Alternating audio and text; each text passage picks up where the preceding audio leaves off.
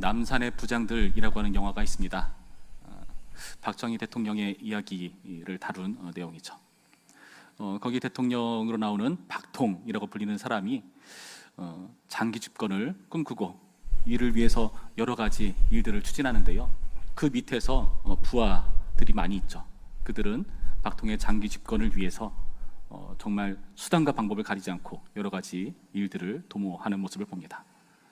그 중에서 한 부하가 이 대통령을 위한 일을 하려고 이러이러한 일들을 제시하는데요. 그러니까 사실 그게 굉장히 위험 부담이 큰 일들이거든요. 그러니까 박통은 이렇게 말하죠. 임자 옆에는 내가 있잖아. 임자가 하고 싶은 대로 해. 그렇게 말합니다. 그리고 그 일에 대한 책임은 나 몰라라 해버렸습니다. 누가 그렇게까지 하라고 했어? 하면서 미국으로 망명을 보내는 그런 모습들. 믿었던 상사한테 배신을 당하는 그런 안타까운 상황을 영화에서 보곤 하는 것입니다.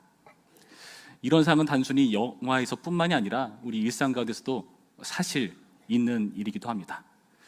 예전에는 직장이나 일을 할 때 마음 가운데 어떤 마음을 가지냐 하면은 평생 직장이라는 개념으로 그 일을 받아들였죠. 그래서 내가 여기에 뼈를 묻겠다 하는 각오로 회사에서도 그런 걸 요구했고요. 본인들도 이 회사가 나의 가정을 먹을 수 있는 회사다라는 믿음을 가지고 열심히 성실히 일을 하죠. 그런데 점점 평생 직장이라는 개념이 사라져 갑니다. 이제는 평생 직장이 아니라 언제 잘릴지 모르는 직장. 그러니까 요즘 사람들은 그 직장에 모든 걸 다 바치지 않는다고 합니다. 언제든 떠날 준비를 마련해놔야 안심이 되는 거죠. 정말 세상 가운데 이런 일들을 보면서 너무하다 싶을 때가 있지 않습니까? 우리가 오늘 읽은 본문을 보시면 다리오 왕이 꼭 그렇습니다. 다리오 왕이 어떤 식으로 돌변했는가? 이전의 문맥을 보시면 다니엘을 굉장히 총애했었거든요. 가장 뛰어난 인물이었던 다니엘을 총애했었기 때문에 모든 전국을 다스리는 통치자로 세우려 한 왕이었습니다. 그런데 오늘 본문에서는 이 다리오가 돌변합니다. 총애하던 모습이 아닌 다니엘을 살해하는 모습으로 변해 있습니다. 다리오 왕은 왜 이렇게 하는 것일까요? 이해할 수가 없죠. 다리오 왕이 이렇게 한 이유는 그가 세상을 의지했기 때문이었습니다. 함께 말씀을 보실까요? 12절 말씀 볼까요? 12절 말씀. 이에 그들이 나아가서 왕의 금령에 관하여 왕께 아뢰되 왕이여, 왕이 이미 금령에 왕의 도장을 찍어서 이제부터 30일 동안에는 누구든지 왕 외에 어떤 신에게나 사람에게 구하면 사자굴에 던져넣기로 하지 아니하나이까 하니 왕이 대답하여 이르되 이 일이 확실하니 메대와 바사에 고치지 못하는 규례니라 하는지라. 왕 외에 다른 어떤 신이나 사람에게 기도를 하지 못하게 만들었습니다. 30일 동안의 말이죠. 그러나 그 일을 다니엘이 멈추지 않고 하고 있거든요. 이것을 무리들이 발견하고 고발하고 있는 장면입니다. 왕은요, 왜 이런 어처구니없는 금령을 허락했을까요? 그것이 자신에게 유익이 되겠다라고 여겼기 때문입니다. 왕 외에 어떤 신이나 사람에게 기도하지 못하게 하라. 무슨 말이죠? 자신이 가장 높은 존재가 될 수 있는 기회라고 여겼던 것이죠. 자신이 그 어떤 신보다, 그 어떤 사람보다 가장 뛰어나고 우뚝 선 존재로 군림할 수 있는 기회라고 여겼던 것입니다. 그 아첨 섞인 제안에 넘어가서 이것을 금령으로 선포해 버린 것입니다. 왕의 도장을 찍어서 고치지 못한 법으로 말이죠. 그런데 이것이 정말 왕에게 유익이 되었습니까? 다니엘은 어떤 인물이었죠? 다니엘은요, 가장 뛰어난 인물이었습니다. 그리고 우리가 지지난번에 살펴보았지만은 이 다리오 왕은요, 자신에게 유익이 되는 것을 되게 중요하게 여겼습니다. 그게 1절부터 3절까지의 말씀을 보면은 다리오의 통치 원리에 잘 드러나 있죠. 사람을 등용해서 거기에 어떤 질서를 만들어서 자기에게 해가 되지 않고 유익이 되게 하려고 그 일을 추진했던 것을 보여줍니다. 그런 시스템 속에서 다니엘이 가장 뛰어났기 때문에 그 사람을 가장 높은 존재로 세우려 했던 것입니다. 그런데 그의 금령이 다니엘을 죽이는 도구가 되어버렸던 것이죠. 왕을 위한 금령이 아니라 오히려 왕에게 손해를 유발하는 금령이었다는 것입니다. 이를 위해서 이 무리들, 다른 총리들이나 이 고관들이 어떤 일들을 추진해 왔었는가? 그들의 방식은요, 위반자를 고발한다는 차원보다는 오히려 세상의 공로자를 비방하는 모습으로 우리 가운데 나타나고 있다는 것입니다. 왕을 존중하려는 모습 전혀 없고요, 오히려 자기를 위해서 다른 공로자를 비방해서 그를 깎아내려야 자신이 우뚝 설 수 있으니까 그 일을 거짓으로 추진하고 있다는 겁니다. 오늘 보면 자세히 보시면 12절에 왕에게 그 금령을 확실히 하고 있잖아요. 근데 다니엘의 이름을 먼저 언급하지 않아요. 먼저 왕의 확답을 분명히 하게 하겠다는 거죠. 그리고 나서 왕이 그것은 고치 못하는 게 맞다라고 말했을 때야 13절에 나왔듯이 그들이 왕 앞에서 말하여 이르되 왕이여 사로잡혀온 유다 자손 중에 다니엘이 왕과 왕의 도장에 찍힌 금령을 존중하지 아니하고 하루 3번씩 기도하나이다 말했다는 것입니다. 왕은 압불싸했겠죠. 그들의 말이 사실입니까? 가장 뛰어난 메대와 바사의 총리를 사로잡혀온 유다 자손 중에 한 사람으로 깎아내리면서 이 자는 우리 편이 아니라, 왕에게 기도하는 자가 아니라 왕에게 오히려 해가 되고 끔찍한 일을 벌일 만한 그런 존재라는 것을 염두에 두고 말하고 있다는 것입니다. 이 일은요, 그 공로자를 비방했다는 것은 다리오 입장에서는 엄청난 손해입니다. 가장 뛰어난 인재를 잃는 일이었으니까요. 그리고 그러한 시스템을 중요하게 여겼던 인물이었으니까요. 그리고 오늘 본문을 계속 보시면 아시겠지만 이 다리오가 실제로 인간적으로도 다니엘을 굉장히 좋아하고 사랑했다는 모습을 살펴보게 될 것입니다. 여러분, 이 말씀을 보시면서 이게 진짜 왕을 위한 금령이었나? 이들은 왕을 위한 금령인 것처럼 얘기하잖아요. 그가 왕이 한 그 금령을 지키지 않는다, 왕을 존중하지 않는다라고 말하고 있어요. 그 말은 사실이 아니거든요. 이런 식으로 위기를 초래하는 모습을 보고 있다는 겁니다. 우리도 여러분 이런 유혹 가운데 빠질 때가 많습니다. 지금 이 다리오 왕은 왜 이런 일에 넘어가고 있습니까? 자신이 대단한 존재가 될 수 있는 유익이라고 찾기 때문이죠.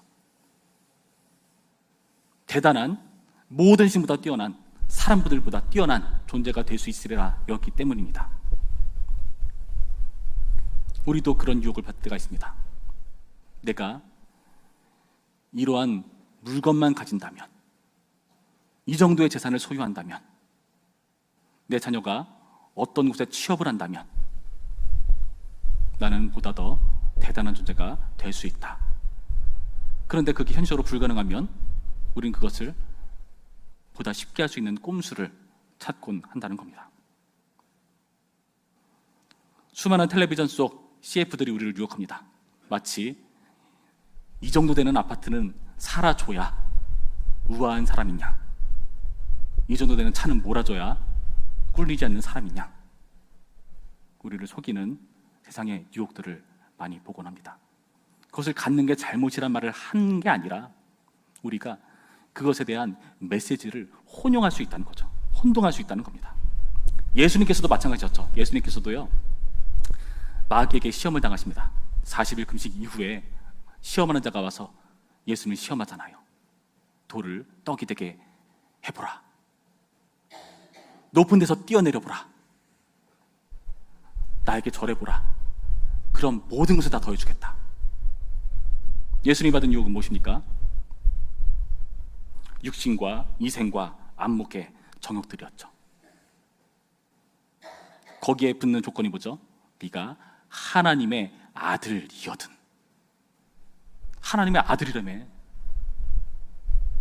이러저러한 것들을 해내야 당신은 하나님의 아들이지 않겠느냐. 그러니까 한번 그것을 증명해보라. 그런 속임수와 위기를 마귀로부터 당하는 겁니다. 우리도 마찬가지죠. 예수님이 십자가에 달리셨을 때 사람들이 예수님을 조롱하죠. 하나님의 아들이거든 자기를 구원하고 거기서 내려와 봐라 조롱하고 있습니다. 우리가 세상 가운데 듣는 소리입니다. 신자라면서, 교회 다닌다면서, 하나님이 지켜준다면서, 하나님이 복을 준다면서, 구원을 준다면서 한번 증명해봐.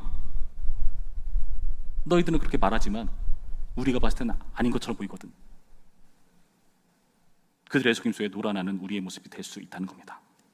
근데 여러분, 오늘 본문을 보시면서 이렇게 다리오를 속이려 드는 세상 속에서 다리오는 결국에 그것이 손해인 줄도 모르고 넘어가 버리는 모습을 보고 있다는 겁니다.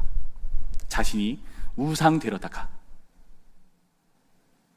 재미있는 것은 우상이 되려다가 오히려 그들의 신하가 돼버리는, 종이 돼버리는 이상한 모습을 우리 가운데 보여줍니다. 14절 말씀 보실까요? 14절 말씀 보시면 어떻게 되어 있죠? 왕이 이 말을 듣고 그로 말미암아 심히 근심하여 다니엘을 구원하려고 마음을 쓰며 그를 건져내려고 힘을 다하다가 해가 질 때에 이르렀더라. 왕 나름대로 다니엘을 구하기 위해서 여러모로 애쓰고 있습니다. 마음을 쓰고 힘을 다하지만 해가 지도록 아무것도 하지 못하는 무력한 모습을 보여주고 있어요. 이것을 눈치채기라도 한 듯이 무리들이 다시 왕에게 다가오죠. 15절에 보시면은 여기서는 해석이 되지 않지만 원래 원문에는 그때라는 표현이 있습니다. 그때 그 무리들이 또 모여 왕에게로 나와서 왕께 말하되, 왕이여, 메대와 바사의 규례를 아시거니와 왕께서 세우신 금령과 법도는 고치지 못할 것이니이다 하니. 여기서는 좀 정중하게 메대와 바사의 규례를 아시거니와 라고 번역했지만 원문은 명령이에요. 이거는 메대와 바사의 규례인 줄 모르냐? 당신은 똑똑히 할라. 이것은 우리의 금령이지 않냐? 명령하고 있는 거예요. 그러니까 그 말이 어떡합니까? 꼼짝없이 그것을 고치지 못하니까, 불가능하니까 거기에 순응해서 어쩔 수 없이 그 말을 들어주고 있죠. 16절 말씀 볼까요? 이에 왕이 명령하매 다니엘을 끌어다가 사자굴에 던져넣는지라. 사자굴에 던져넣는 모습. 17절 말씀. 이에 돌을 굴려다가 굴 어기를 막음에 왕이 그의 도장과 귀족들의 도장으로 봉하였으니 이는 다니엘에 대한 조치를 고치지 못하게 하려 함이었더라. 그가 메데바사에 고치지 못하는 규례로 선포한 이후로 신하들은 이것을 마음껏 이용합니다. 이게 메데바사에 고치지 못하는 규례인 거 모르냐? 당신 똑바로 알아라 라고 하니까 정말 그 말 그대로 하면서 다니엘에 대한 조치를 고치지 못하게 하려 함이었더라. 왕이 신하의 명령에 순종하는 모습입니다. 이상한 모습이지 않습니까? 그러면서 어떻게 하죠? 18절. 왕이 궁에 돌아가서는 밤이 새도록 금식하고 그 앞에 오락을 그치고 잠자기를 마다하니라. 여기 나타난 표현은 성경에서 애통하거나 슬퍼할 때 나타나는 동작들이죠. 이런 행동들을 왜 하고 있죠? 아무것도 할 수 없는 무능 때문에 해결하지 못하고 슬퍼만 하고 있을 뿐이었다 라고 성경은 우리에게 지적해주고 있다는 것입니다. 아무것도 못하고 슬퍼만 하는 무능한 존재. 다 어디서 초래되었죠? 자기를 위한 일인 줄 착각하고 속아서 넘어간 사람들의 최의 모습을 보여주고 있는 것입니다. 다리오는 자신이 대단히 높은 존재가 될 수 있겠다는 오해로 이러한 비극적인 일들이 초래되었습니다. 우리는 어떨까요? 여러분, 어떤 일이 우리를 이렇게 위기로 몰아넣습니까? 왕은요, 권력과 능력과 가장 높은 존재가 될 수 있는 그런 영광을 추구했습니다. 그런데 오히려 그 추구했던 것에 지배를 당해서 더 이상 왕이 아닌 신하처럼 행동하고 있는 이상한 모습. 우리는 그런 게 없을까요?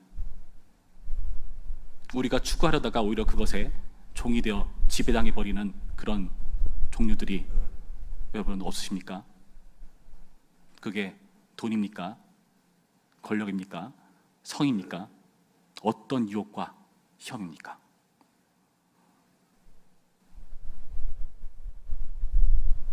우리는 그렇게 되어서는 안 되는 존재들이죠. 예수님께서 왜 십자가에 달렸죠? 로마서 6장 6절 표현에 의하면 우리의 옛사람이 예수님과 함께 십자가에 달린 것으로 표현하죠. 왜요? 더 이상 죄의 종노릇 하지 말라고, 거기서 자유하라고 예수님이 죽으신 것이죠.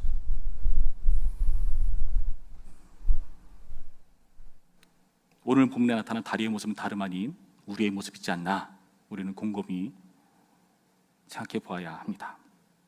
다리오는 결국 어떻게 합니까?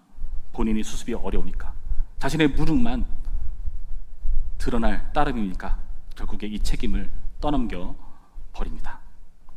16절 말씀 다시 자세히 보실까요?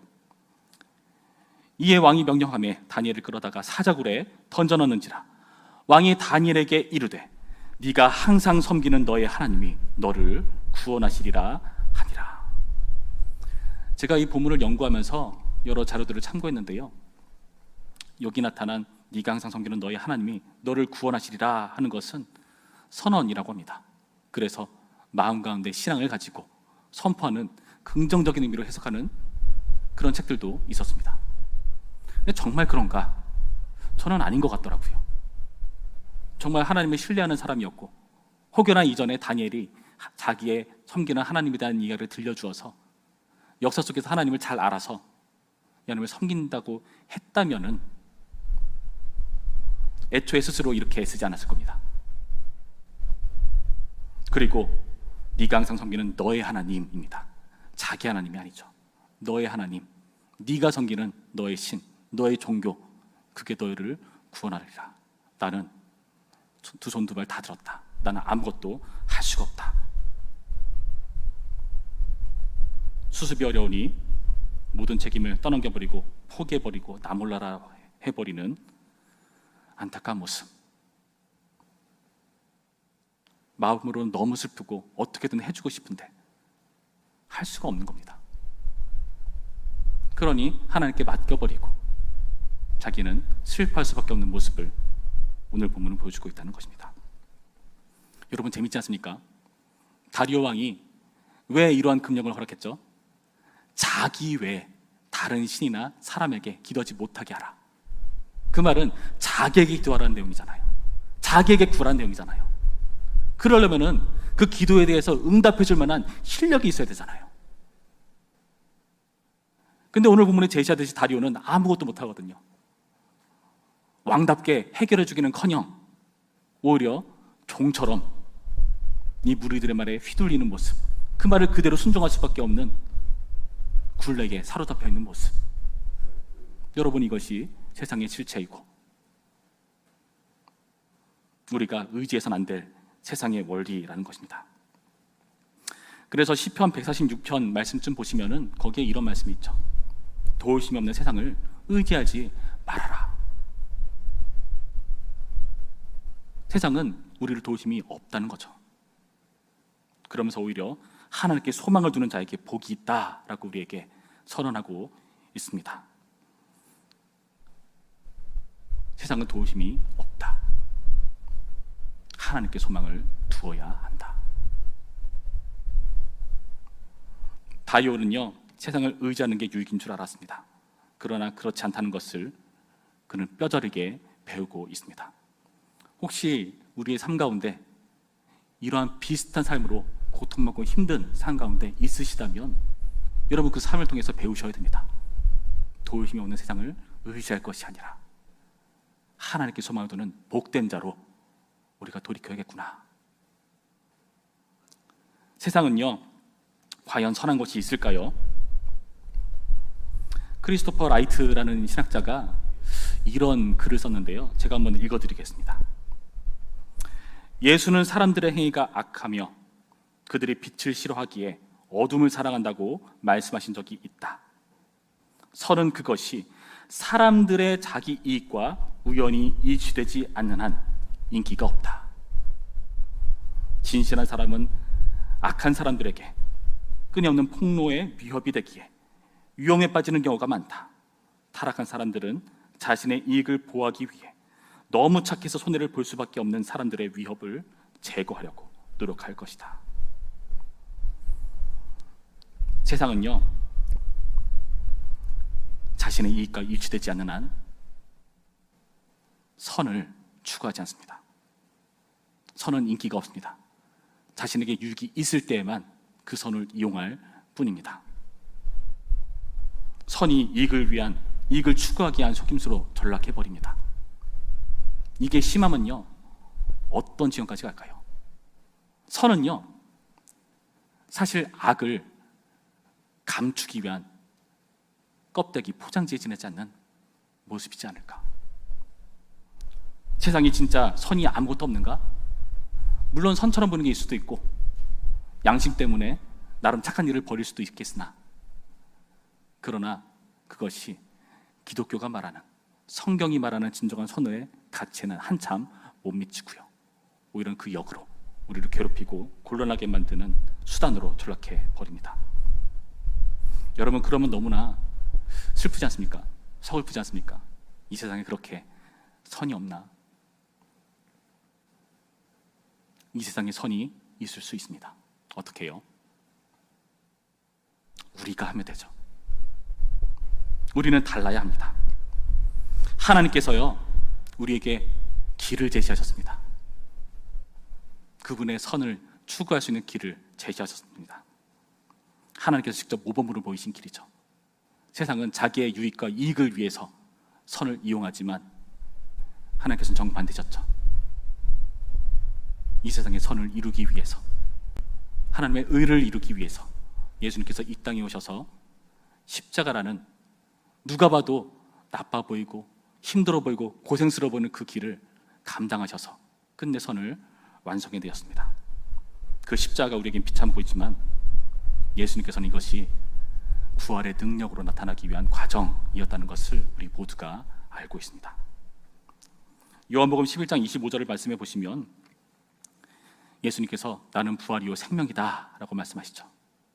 그러면서 나를 믿는 자는 죽어도 산다 라고 말씀하십니다. 여러분, 이 말씀에 의한다면 우리에게 진정한 유익을 주는 게 무엇이죠?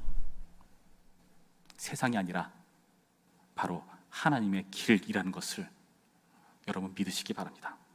우리에게 진정으로 유익을 주는 것, 믿지 못할 세상이 아니라 십자가라는 괴로운 눈물 골짜기를 통과하는 것 같은 그런 상황이라 할지라도 그게 진정으로 유익이 되는 것이 우리에게 부활 소망이 있기 때문에, 그 길을 모범으로 예수께서 제시하셨기 때문에 한 사람의 죽음이 얼마나 많은 생명을 하나님께로 돌이게 만들었는지를 보여주기 때문에 그 일이 갇힌 줄로 믿습니다. 다니엘은 이것을 알았을 겁니다. 그는 긴 시간 이 포로 생활을 지나고 있습니다. 수많은 권력자들을 보았겠죠. 우리가 앞서 봤던 다니엘의 문맥 속에서 왕들이 실패하는 과정들을 늘 보아왔습니다. 나이 많은 노인으로서 다니엘은 무엇을 할까요? 세상은 의지할 존재가 못된다. 그들은 무능하다. 오직 나의 힘이 되시는 여호와 하나님만이, 우리 주 하나님만이 죽어도 다시 사는 능력을 보이시는 분이시다. 내가 예루살렘 성을 향해서 지금도 기도를 포기하지 않는 이유는 지금은 사라져서 무너져내린 성이라 아무도 절망적이다, 희망이 없다, 못하러 그런 쓸데없는 일을 하냐라고 말한다 할지라도 그 기도, 하나님의 의지하는 일을 포기하지 않는 이유는 세상이 무능하고 하나님만이 모든 것을 회복하시고 생명을 이끄신다는 것을 믿기 때문이었습니다. 여러분, 이 믿음이 우리 모두에게 있기를 바랍니다.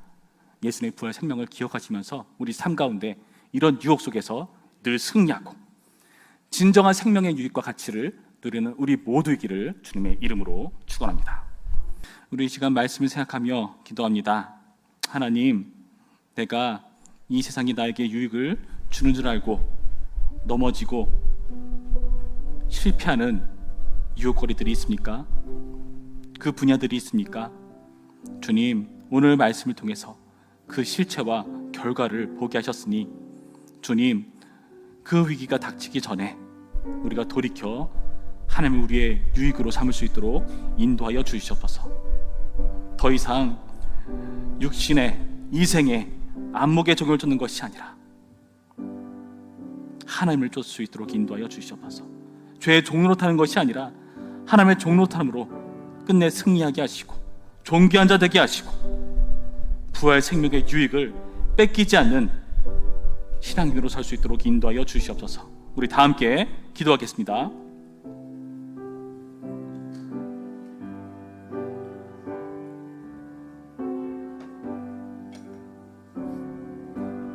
좋으신 하나님, 우리 가운데 세상의 실체를 보게 하시니 감사드립니다. 세상은 선을 만들어낼 수 없습니다. 그들은 악을 포장하기 위한 도구로 선이라는 포장지를 사용할 뿐이고, 세상을 의지하는 자에게 그들을 속이는 놀이개로 여기며 우리를 위 가운데 빠뜨리는 모습이라는 것을 확인해 보았습니다. 주님, 나에게 유익이 될 줄 알았던 그 모든 것들을 추구했지만 그것이 결국 우리에게 손해를 끼치는 죄악된 길이라는 것을 보게 하셨습니다.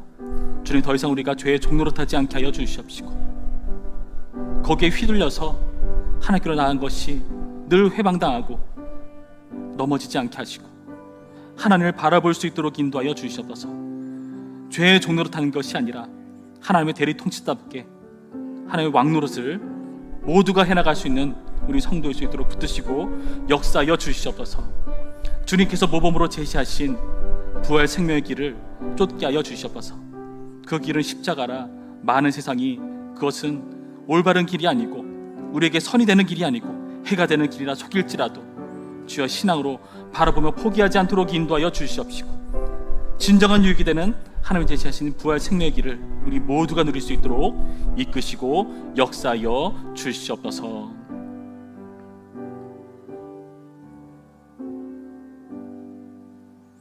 참 좋으신 하나님, 우리를 이 세상의 죄악된 길로 죄의 종로로 타지 않게 하시고 예수님께서 제시하신 부활 생명의 길을 쫓으라고 말씀하시는 진정한 유익한 길을 알려주시니 감사드립니다.